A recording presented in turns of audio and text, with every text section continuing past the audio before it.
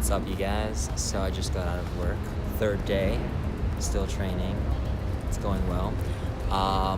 And I'm just here at Union Station. I came to actually take the train, but so actually my roommate, Stephanie, God bless her soul, she is a saint of a human. I know you're watching this, and I love you, Steph. She, out of the goodness of her heart, offered to drive me to the train station in the morning so I don't have to worry about having to find parking in Pasadena, which in Old Town Pasadena is a headache. So, thank you, Steph, for driving me. And back to my point. Anyway, so I just wanted to talk really quickly about what I do a little bit more in depth than what I said yesterday. So, as I mentioned yesterday, I just started a new job as a travel manager, which is practically a travel agent, but kind of on the corporate side of things, handling customers that pretty much have a better idea of what they want for the most part. I guess I don't really have too much of an impression of it because, like I said, I'm still training, so I've still got a ways to go. But, yeah, so I just wanted to touch on the biggest differences between being a travel agent and a travel manager, insofar as what I've experienced, because my experience is really limited right now because I'm still training. But yeah, I mean, I give 3 top differences. All right, I'm gonna have to think about them really quick. Okay, so really quick to preface, let me just start by saying that the company that I work for right now is actually still under the umbrella of the agency that I worked for back in Rhode Island. It's a huge company. I'm not gonna name any names because I don't know if I should. I don't know, I'm gonna play it safe. But yeah, so I worked as a travel agent back in Rhode Island for a year and a half before moving out here to Los Angeles, and now I am picking back up, I guess, where I left off, kind of. It's like a step up, it's a little bit different, so let's go into the differences. Number 1, the big, or not the biggest, but I would say one of the first major differences that I noticed was in the system, in the booking system. So for me, when I was a travel agent, it was a very intuitive booking system. It was just super easy. It's pretty much the same setup as like Expedia or Orbitz or any of those comprehensive travel booking sites that are so well known today. So similar to that, and we did have access to the booking system that we actually use in my current role now, but just not to the extent that we are to use it in this position.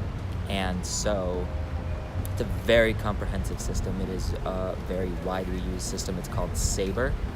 I think it was invented by American Airlines. So shout out to you guys. It's globally used and it is very useful. It is almost like coding though, so it's very different, where you have to kind of like learn a new language, because coding is kind of a language of its own, you know. And so I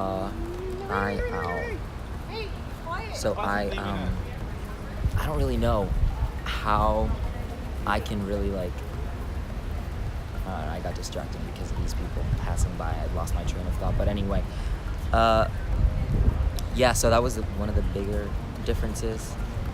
Number 2 is the purpose of travel for the clients. So typically the clients that came in when I was working in leisure are looking just for that, for leisure. They're looking for a vacation. They come in, they're most likely looking to get away from it all.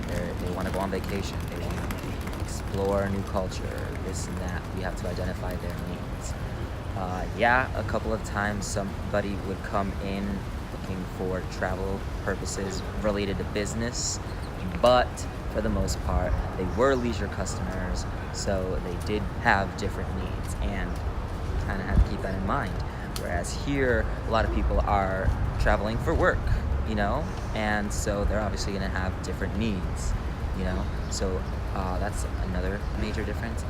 But I would say that the biggest difference, wait, hold on. Sorry. So I would say that the biggest difference between the two roles that I notice, I mean, you know, this is my opinion.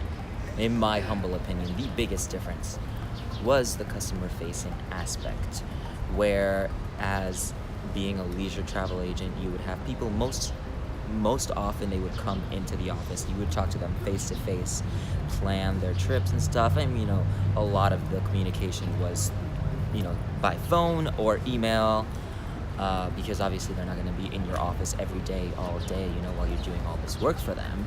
So you would go back and forth with them. But every so often, maybe like at the end of the booking or the beginning of the booking procedures, they would come in the office, and you'd have face-to-face conversation. Whereas in this role, it's pretty much all over the phone or over email, and I mean that's totally cool too. You can still establish kind of a rapport with your client either way, and still have that kind of foundation of trust. But and it's not like I don't enjoy this role, because so far I am really enjoying this role for sure, and I'm grateful as all hell for having been given this opportunity. But I do kind of miss interacting face to face with clients, because if you can tell, I am a pretty social human being. I like to talk, so I kind of miss that aspect. But it's all good in the hood. I love this role, and I will hopefully have some more stories and stuff to tell you in the future. But I think that's going to be all for today. So, thank you guys.